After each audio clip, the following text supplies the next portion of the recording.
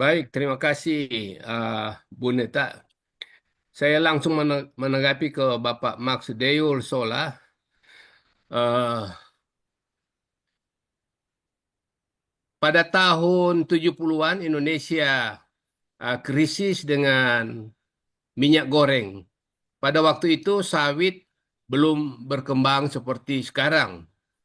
Dan kebijakan dari pemerintah Indonesia mengimpor benih kelapa hibrida dari Afrikos.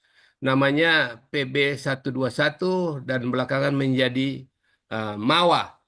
Itu silangan antara Genja kuning Malaysia dengan West African Tall. Belakangan Genja kuning Malaysia diganti dengan Genja kuning Nias yang diduga sama genetiknya.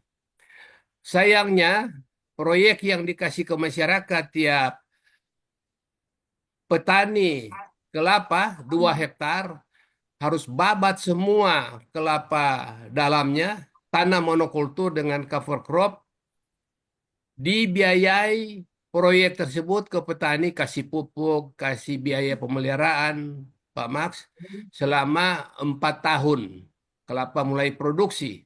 Setelah kelapa berproduksi, semua tanggung jawab itu diserahkan ke petani. Nah, petani kelapa kita terbiasa dengan tidak melakukan pemeliharaan yang baik. Ya, tanam ditinggalkan saja, hanya balik lagi waktu panen. Paling kalau dipangkas di bawah rumput alang-alang dan sebagainya, karena bukan untuk kelapanya, tapi takut kalau eh, rumputnya tebal, jatuh kelapanya dipanen dari atas, hilang. Jadi tujuannya itu. Akibatnya kelapa hibrida ikan ini sama dengan hibrida lain, ya rice, ya corn, harus high input. Maka hancurlah kelapa hibrida tersebut. Belum lagi dia ternyata peka terhadap penyakit busuk pucuk yang disebabkan oleh Phytophthora palmivora. Pada waktu itu pemerintah tidak memperhatikan kelapa lagi sejak tahun 90-an, malah disebut komoditi kelapa itu komoditi yang sunset di Kementerian Pertama. Biarkan saja dia akan begitu-begitu terus. Siapa sangka sekarang akan terjadi membludak seperti ini. Jadi Pak Max, banyak swasta yang tidak tertarik lagi untuk mengembangkan kelapa. Hanya di kelapa rakyat dan sumber benih pun seperti yang kami sampaikan, termasuk Pak Ismail sampaikan. Tidak ada perkebunan besar. Nanti 5 tahun terakhir ini saya melihat mulai ada swasta yang membangun, tapi itu pun dengan lahan yang terbatas, tidak ribuan hektar seperti sawit. Kalau kebun produksi kebun Indo benih kelapa swasta ada ya, tetapi tidak terlalu besar juga di Sulawesi Utara dan Gorontalo. Mereka memproduksi benih hibrida Kina satu, bisa beli ke sana. Cuma kalau dari Sumatera, kalau petani kecil, karena mereka berpikir juga kan untuk beli benih dari Sulawesi, bagaimana pengangkutan dan sebagainya. Jadi kelapa kita terbiar dan hancur seperti ini, Pak Max.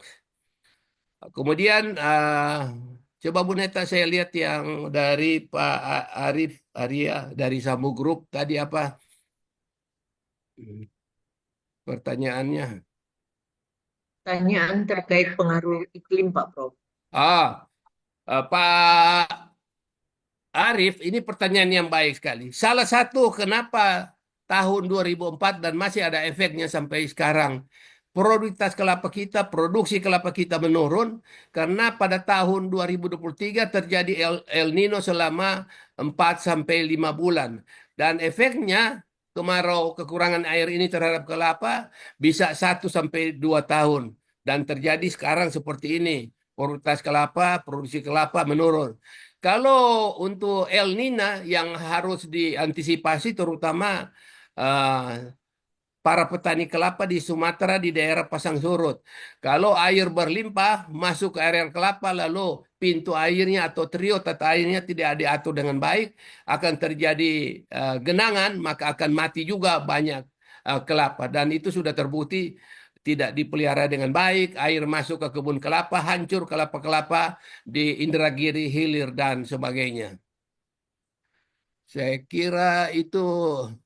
Kalau untuk Cina, Pak Max, Saya kira ada yang sudah kemarin saya sempat ketemu di bawah pengusaha tahun lalu sebelum Pak Prabowo dilantik. Beliau bilang coba perusahaan yang di Cina itu yang beliau maksudkan pabriknya jangan olah di Cina, olah di Indonesia supaya kita bisa ada tenaga kerja yang kerja di situ juga. Tapi saya tidak tahu kenapa Cina tidak mau masuk ke Indonesia.